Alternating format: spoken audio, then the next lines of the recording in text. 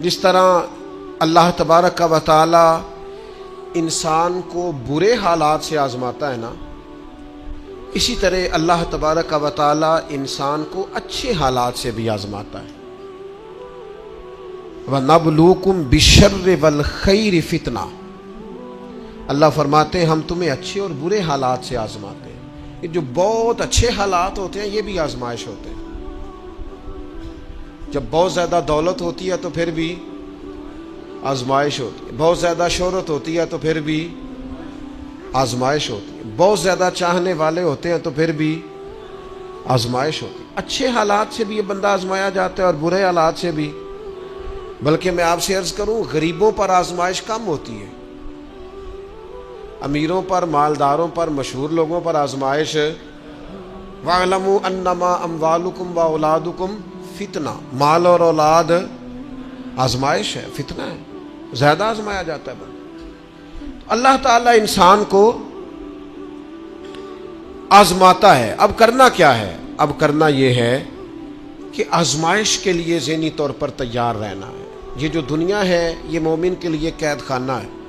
جو لوگ آپ کو بڑے سکھی بھی نظر آتے ہیں نا، ہو بڑا پروٹوکول ہے، بڑے آ رہے ہیں، بڑے جا رہے ہیں، ان کے بھی کبھی قریب ہو کے دیکھیں گے تو دکھ مل جائیں گے آپ۔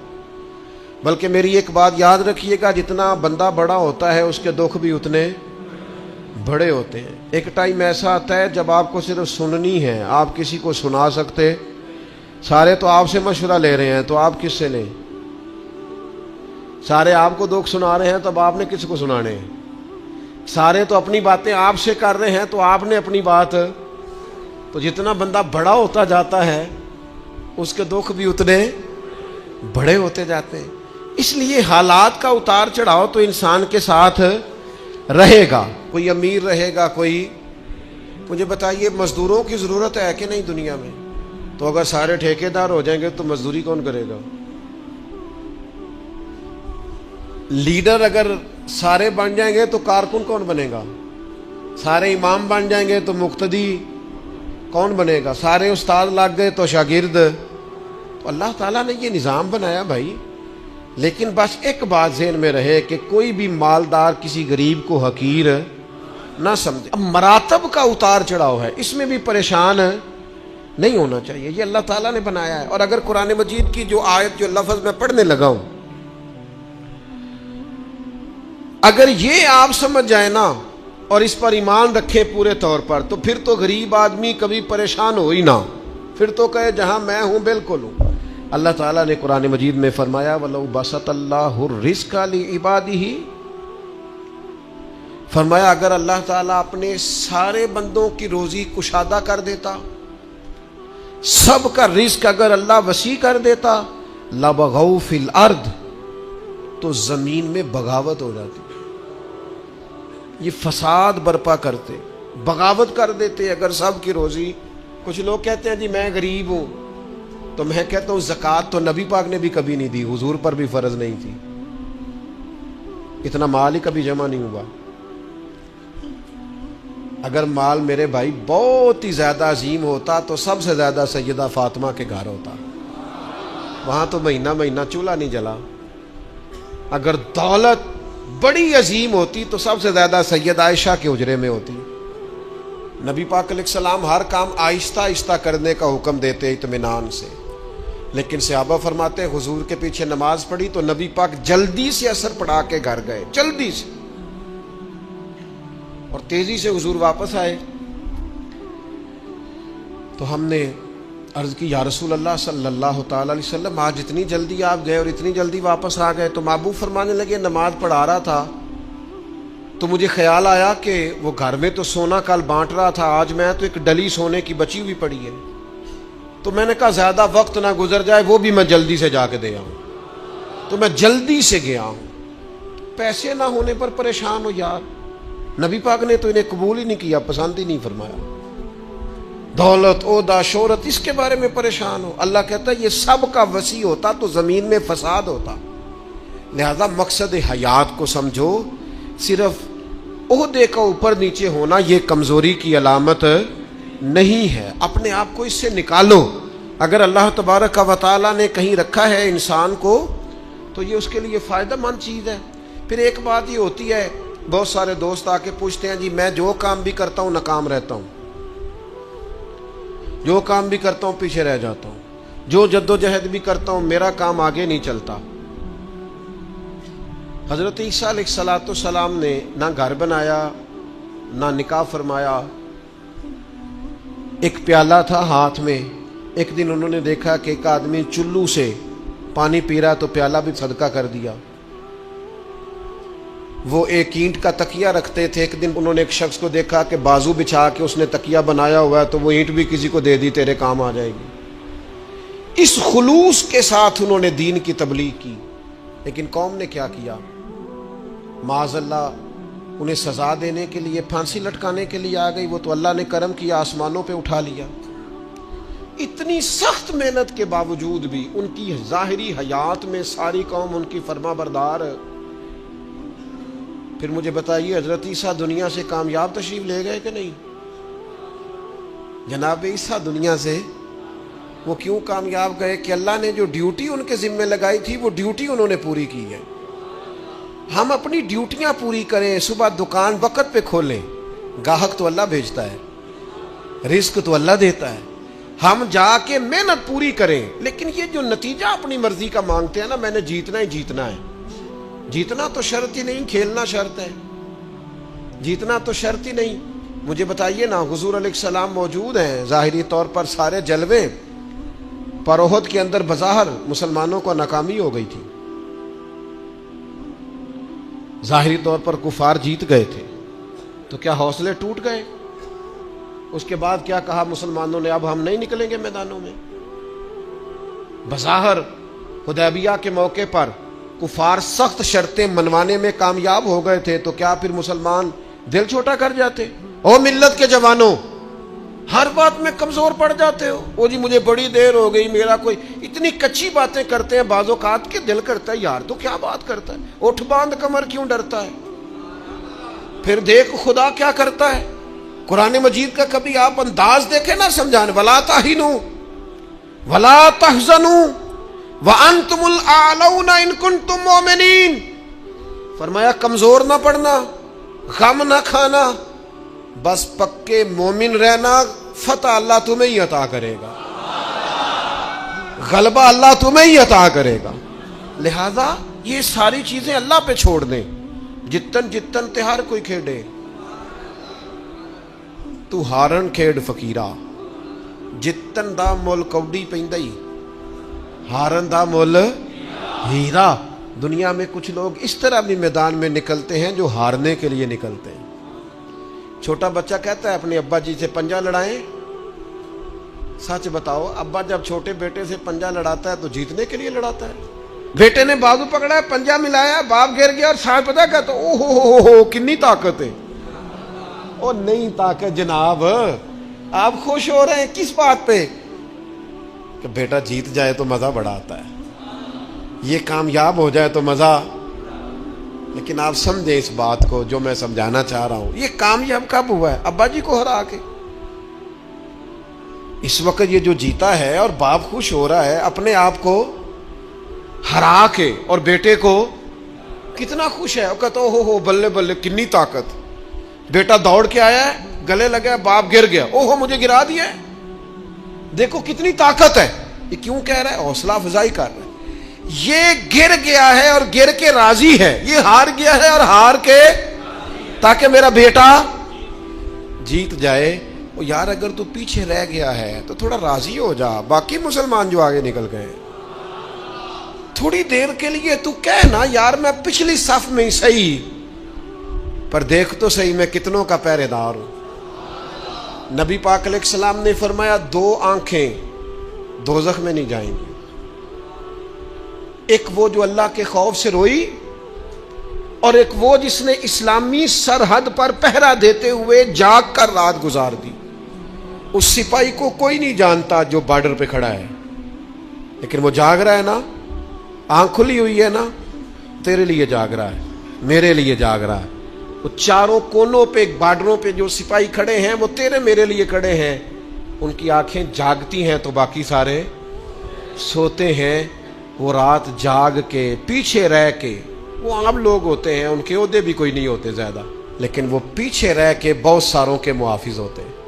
تو بھائی کچھ نے پیچھے بھی تو رہنا ہوتا ہے نا، سب نے لیڈر نہیں بننا، کچھ نے کارکن بھی بننا ہوتا ہے۔ حضور جب سفر پہ جاتے تھے تو ایک دو صحابہ کو کہتے تھے تم نے سب سے پیچھے چلنا ہے۔ کیوں؟ فرمایا کوئی بچہ پیچھے رہ گیا، کوئی جانور پیچھے رہ گیا، کوئی سامان پیچھے گر گیا تو ذرا اٹھاتے آنا۔ تو وہ ہیں سب سے پیچھے، پر کر پھر بھی کوئی ڈیوٹی رہے ہیں۔ چلو ہم کچھ بندے پیچھے نہ رہ جائیں، جتن جتن ہر کوئی کھیڈے، تو ہارن کھیڈ فقیرہ، جتن دا مل کوڈی پیندائی، ہارن دا مل ہیرا۔ تو میرے بھائی یہ مراتب میں اگر کمی بیشی ہو جائے تو اس پہ کمزور ایک خاص چیز آپ سے عرض کرنے لگا ہوں، اور یہ شاید پہلی دفعہ میں ایسا کروں گا۔ میرا دل کرتا ہے آج میری گزارش ہوگی، میں آپ سے طلب کروں گا، مہربانی کریں آج نہ اپنی زندگی کی پچھلی ساری کوتاہیاں یاد کریں، سستیاں یاد کریں، کہاں کہاں ہم نے جان بوجھ کر اپنی جان پہ ظلم کیا ہے، پیچھے رہ گئے، اس کو یاد کرنا ہے آج۔ یہ میں نے بھی آج یاد کرنا ہے، آپ نے۔ اور پھر ایک اور چیز آپ سے مانگنی ہے، یہ آپ نے ضرور کرنا ہے۔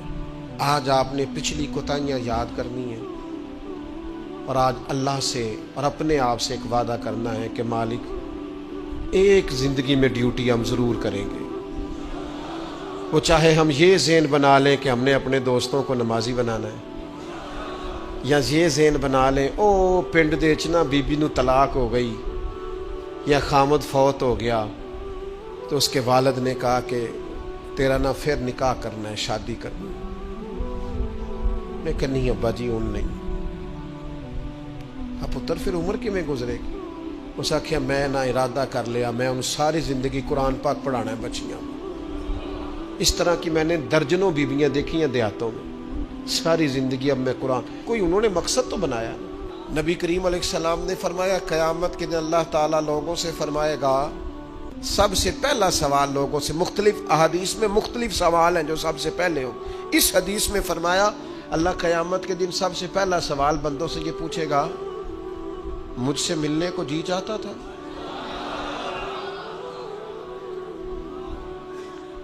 میرے تے لنگ کئی مہینے تے برس گئے تے تیری دید نو دیدے ترس گئے، مجھ سے ملنے کو جی چاہتا تھا؟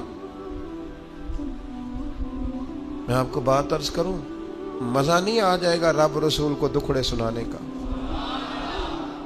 لطف نہیں آ جائے گا ان کی بارگاہ میں بیٹھ کے حال دل عرض کرنے؟ کیا منظر ہوگا، کیا رنگ ہوگا، کیا انداز ہوگا؟ خدا خود میر مجلس بود۔ کریم فرماتے رب بندوں سے فرمائے گا مجھ سے ملنے کو جی چاہتا تھا؟ عرض کریں گے مالک بڑا ہی چاہتا تھا۔ اب وہ کریم ہے نا، دریائے رحمت جوش پہ ہے، تو حضور فرماتے ہیں دوسرا سوال رب فرمائے گا یہ تمہارا مجھ سے ملنے کو کیوں جی چاہتا تھا؟ یہ کیوں جی چاہتا تھا بھلا مجھ سے ملنے کو؟ یہ انداز دیکھیے۔ تو حضور فرماتے ہیں بندے عرض کریں کہ مالک اس لیے جی چاہتا تھا کہ تو بڑا ہی کریم ہے، بڑا مہربان ہے، بڑا ستار ہے، تو بڑا غفار ہے، تو بڑا معاف کرنے والا ہے، تو بڑا عطا کرنے والا، تو اپنے بندوں سے بڑا پیار کرنے والا ہے، تو ودود ہے، تو رؤوف ہے، تو رحمان ہے، جی چاہتا تھا تجھ سے ملے۔ تو رب فرماتا ہے اس لیے جی چاہتا تھا کہ میں مہربان بڑا ہوں؟ ہاں۔ تو کریم فرمائے گا جاؤ پھر فرشتوں گواہ ہو جاؤ، میں نے ان سب کے لیے جنت کا فیصلہ فرما دیا۔ اللہ فرماتے تم کیا سمجھتے ہو تمہیں بیکار پیدا کیا ہے؟ انسان کو اللہ نے بیکار نہیں بنایا۔ پہلی بات تو یہ سمجھ میں آ گئی کہ آیا کہاں سے ہے، بنایا کس نے ہے، بھیجا کس نے ہے، اور پھر بھیجنے والا کہتا ہے میں نے بیکار، ایک ذرہ بھی اللہ نے بیکار نہیں بنایا۔ ادھر دیکھو میری طرف دوستو، اس آدمی کو آپ سمجھتے ہیں نا بالکل مجذوب ہے، بالکل اس کی زبان سے رطوبت نکلتی ہے اور آنکھوں سے پانی نکلتا ہے اور ہاتھ پکڑ کر سڑک پار کرانا پڑتی ہے، اور جس کو تم سمجھتے ہو نا کہ اس کو تو گھر کا ایڈریس بھی نہیں آتا، اس کی پشت پر اس کا پتہ لکھا ہے، جسے تم خیال کرتے ہو نا یہ بالکل ضعیف ہے، کمزور ہے، اٹھ نہیں سکتا، چل نہیں سکتا، قرآن مجید کی آیت کہتی ہے کہ بندہ بیکار وہ بھی نہیں ہے، تو وہ تو بالکل کسی کام نہیں، وہ تو گھر والے بھی لوگ اس کا مذاق اڑاتے ہیں، کوئی اہمیت نہیں، کوئی پوچھتا نہیں۔ تو یہ کیا ہے؟ پڑھو نا مشکات شریف۔ اللہ کے پیارے حبیب علیہ السلام نے فرمایا یہ جو تمہیں رزق دیا جاتا ہے نا، اور یہ جو تم پر بارشیں برسائی جاتی ہیں، یہ تمہارے ضعیف لوگوں کی برکت سے دیا جاتا ہے۔ میں کسی شخص سے بیزار نہیں ہو سکتا، کیونکہ ایک ذرہ بھی تو بیکار نہیں ہو سکتا، ایک ذرہ بھی تو بیکار نہیں۔ مجھے ایک دوست کی بات نہیں بھولتی، ان کے بیٹے نے آ کے کہا مجھ سے، کہنے لگے ابا جی نو آکھو بڑا دے لیا رشتے داراں نو تے بڑا ونڈ لیا، وہ کہڑا کو نہ نیکی کردے نے، سوا سائڈ تے ہو کے غیبتاں کردے نے، آنکھوں نے ان بس کرن۔ اور وہ تھوڑے تھوڑے نالاں بھی تھے، چند باتیں اس نے اس طرح کی بتائیں جو واقعہ شکایت والی تھی۔ تو میں نے ان بزرگوں سے کہا، میں کہ پاجی منڈا بھی پریشان ہے، گھر دے بھی تو چھڈو، سادہ بندہ انپڑھ آدمی محنت مزدوری، اتنی پتے کی بات کی؟ کہنے لگا حضرت صاحب پتہ نہیں اللہ کدے صدقے پہ دیندا ہے۔ تو مجھے یہ حدیث یاد آئی مشکات شریف کی، حضور فرمانے لگے اللہ تمہارے کمزوروں کی برکت سے تمہیں عطا کرتا ہے۔ کس کی وجہ سے اللہ تمہیں دیتا ہے؟ ضعیفوں کی وجہ سے۔ ایک تو کسی چیز کو بھی اللہ تعالیٰ نے بیکار پیدا پھر کس لیے پیدا کیا؟ مقصد حیات کیا ہے، اس کو آپ نے سمجھنا ہے۔ فرمایا الذی خلق الموت والحیات لیبلوکم ایکم احسن عملا، ہم نے موت اور حیات اس لیے پیدا کی ہے تاکہ پتہ چلے تم میں بہترین عمل کون کرتا ہے، بہترین عمل کون بندہ کرتا ہے۔ اس مقصد کے لیے موت اور حیات کو پیدا کیا۔ ہم تو کام کرنے آئے بھائی، دنیا میں کام کرنے آئے۔ یہ جو لوگ ویلے بیٹھے ہیں نا، صبح سے شام تک موبائلیں چلا رہے ہیں، آرام کر رہے ہیں، کھانے کھا رہے ہیں، آ رہے ہیں جا رہے ہیں، یہ لوگ اس مقصد حیات سے غافل ہیں جس مقصد کے لیے بھیجے گئے۔ قرآن مجید کہتا ہے تمہیں اچھے اعمال کے لیے دنیا میں بھیجا ہے، اس مقصد کو تم سمجھو۔ کوئی خیر کا کام زندگی میں کرو، کوئی خیر کا کام۔ یہ جو مسجد کا خادم ہوتا ہے نا، اس کے پاس مسجد کی چابیاں ہوتی ہیں، اور مسجد کے خدام اکثر پڑھے لکھے نہیں ہوتے، کم پڑھے لکھے ہوتے ہیں، لہذا یہ ڈیوٹی کرتے ہیں،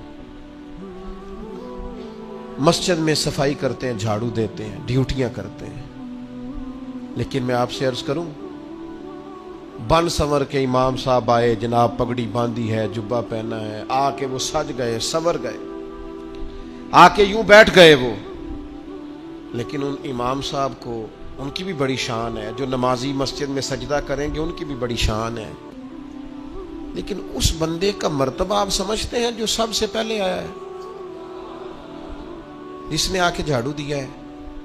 کہہ لوں میں ایک جملہ، کہہ لوں میں ایک جملہ، ایک بات کہہ لوں وہ والی کہ نبی کریم علیہ الصلوۃ والسلام نے کنجیاں ساری سیدنا بلال کو دے دی تھی، ڈیوٹی حضرت بلال حبشی کو دے دی۔ میں کہہ لوں یہ اسی رستے پہ ہیں جس رستے پہ سیدنا بلال حبشی تھے؟ پھر مجھے کہہ لینے دو یہ لفظ، مفتی بن کر، پیر بن کر، مولوی بن کر، مقرر بن کر، صدر بن کر، فلاں بن کے بیٹھے رہو، تمہیں مبارک ہو، تمہاری بڑی شان ہے، پر یہ عظمت صرف سیدنا بلال کی ہے کہ نبی کریم نے فرمایا بلال میں نے معراج کی رات جنت میں بھی تیرے چلنے کی آواز سنی، یہ شان صرف۔ پھر مجھے کہہ لینے دو کمر اچھا ہے، فلک پہ نہ ہلال اچھا ہے، تیری نظر گر بینا ہو تو دونوں سے بلال اچھا ہے۔ آپ سمجھیں اس بات کو، کوئی مقصد تو ہے نا میرے بھائی۔ صحیح بخاری میں موجود ہے، حضرت بلال مقصد بنا لیا تھا حضور کے دروازے کی نوکری کرنا۔ میں آپ سے عرض کروں، اگر کوئی مقصد نہیں نہ بناؤ گے تو زندگی بے چین بے قرار گزرے گی۔ با مقصد لوگوں کی زندگی صحیح گزرتی ہے، با مقصد۔ کوئی ایک نوجوانوں سے بالخصوص کہوں گا، یہ کوئی مقصد نہیں ہے لوگ راضی کرنا، سٹیٹس لگانا، ویوز چیک کرنا، لائکس، کوئی مقصد نہیں، یہ بالکل بیکار کام ہے۔ آپ باصلاحیت ہیں۔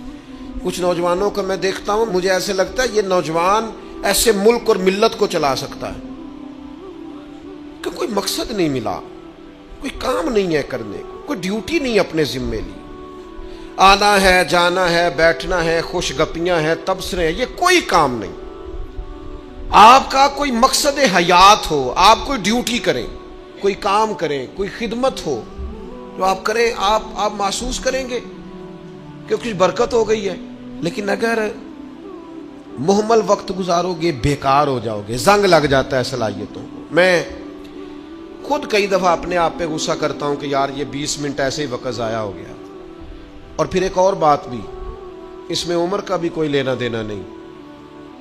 امام رازی نے لکھا ہے، ایک صحابی کے بارے میں حضور نے فرمایا کہ تیرا تھوڑا وقت رہ گیا دنیا سے جانے کا۔ ظاہر ہے بوڑھے آدمی تھے، یا رسول اللہ پھر مجھے بتائیں کیا کروں؟ تو فرمایا ادھر سے صحیفے اٹھا کے لا، تجھے قرآن پڑھانا شروع کروں، پڑھتا پڑھاتا دنیا سے چلا جا۔ انہوں نے نہیں کہا یہ عمر نہیں، آپ کے پاس مہینہ ہے، سال ہے، 20 سال ہے، جتنا بھی ٹائم ہے، آج سے کوئی کام شروع کر دیں، کوئی ڈیوٹی کریں۔ آپ یقین کریں کوئی کام اگر ہم اپنے ذمے لے لیں گے تو ہمارے لیے جینا آسان ہو جائے گا، ہمارے لیے جینا آسان ہو جائے گا۔ ڈیوٹی لے لیں کوئی، اس کو کریں۔ اب ہوگا کیا؟ جب آپ اس مقصد کے لیے نکلیں گے نا تو پھر مشکلات بھی آئیں گی، پھر حالات ہمیشہ ایک جیسے نہیں رہتے، تو اللہ آزمائے گا بھی اس رستے میں۔ وَلَنَبْلُوَنَّكُمْ بِشَيْءٍ مِّنَ الْخَوْفِ وَالْجُوعِ وَنَقْصٍ مِّنَ الْأَمْوَالِ وَالْأَنفُسِ وَالثَّمَرَاتِ وَبَشِّرِ الصَّابِرِينَ۔ پھر انسان کو آزمایا بھی جائے گا، اب مشکلات بھی آئیں گی۔ تو یہ مشکلات زندگی کا حسن ہے۔ آپ جب کسی مقصد کے تحت میدان میں نکلیں گے، پھر آپ کو باتیں بھی سننی پڑیں گی۔ آپ بالکل صحیح جا رہے ہیں، لوگ تانے بھی دیں گے، لوگ کہیں گی بھی، تو بھائی اس کا مزہ آئے گا۔ اب ذہن بنا لیں کہ بھائی مشکلات آئیں گی، اتار چڑھاؤ آئے گا، تو یہ تقاضا ہوگا جب آپ پہلے سے ذہنی طور پہ تیار ہوں گے، پھر کوئی بھی مشکل بندے کو پریشان نہیں کرے گی۔ آج نہ ایک وعدہ کریے، ان بے مقصد نہیں جینا، کوئی مقصد بنانا ہے، کوئی پروگرام، کوئی تھبکی۔ ہمارے ایک بزرگ تھے، وہ فرمایا کرتے تھے میں نے زندگی میں مقصد بنایا، میں نے مایوس لوگوں کے حوصلے بڑھانے، دکھیوں کو کہنا ہے کچھ بھی نہیں ہونے لگا، کرم ہو جائے گا۔ کچھ ارادے نہ کر لیں، کچھ پروگرام نہ بنا لیں، کچھ خیال نہ کر لیں، آج سے کوئی مقصد حیات بنائیں، اس پہ ڈٹ جائیں۔ اور مقصد کون سے بنانے ہیں؟ جن کا قرآن پاک ٹھیک نہیں، آج نیت کریں انشاءاللہ ٹھیک کرنا، جن کو آتا ہے آگے پڑھانا ہے انشاءاللہ۔ جن لوگوں کو اللہ تبارک و تعالیٰ نے رزق دیا ہے وہ غریبوں کی مدد کریں گے انشاءاللہ۔ جو محنت نہیں کرتے، والدین پریشان ہیں، وہ آج ارادہ کریں مالک ہم ارادہ کرتے ہیں تو مدد کر، ہم محنت کریں گے انشاءاللہ۔ جن کے رزق میں کہیں کوئی ملاوٹ ہے، وہ سمجھتے ہیں کہ یار یہ میں پوری دیانتداری سے نہیں لے رہا، وہ آج ارادہ کریں کہ اللہ میں ملاوٹ دور کروں گا، وہ ہم سے نہیں اپنے آپ سے، اللہ سے، اور میں بالکل جائز لیا کروں گا۔ آج سے پکے ارادے، پکی نیتیں اور مضبوط پروگرام۔ جنہوں نے جان بوجھ کے نمازیں، عبادتیں ترک کی ہیں، وہ آج ارادے کریں کہ بس بھائی آج کے بعد انشاءاللہ۔ آپ ارادہ تو کریں، آپ پروگرام تو بنائیں، وہ تو کریم ہی بڑا ہے۔ صحیح مسلم میں حدیث ہے، حضور فرماتے ہیں جو بندہ اللہ کی طرف ایک بالشت آتا ہے نہ ایک گٹ، اللہ اس کی طرف پورا ہاتھ آتا ہے۔ اور فرمایا جو مالک کی طرف چل کے جاتا ہے، اللہ کی رحمت اس کی طرف دوڑ کے جاتی ہے۔ آپ ارادہ تو کریں، دیکھیں تو صحیح، میری طلب بھی تو تیرے کرم کا صدقہ ہے۔ یہ پاؤں اٹھتے نہیں بلکہ یہ اٹھائے گا۔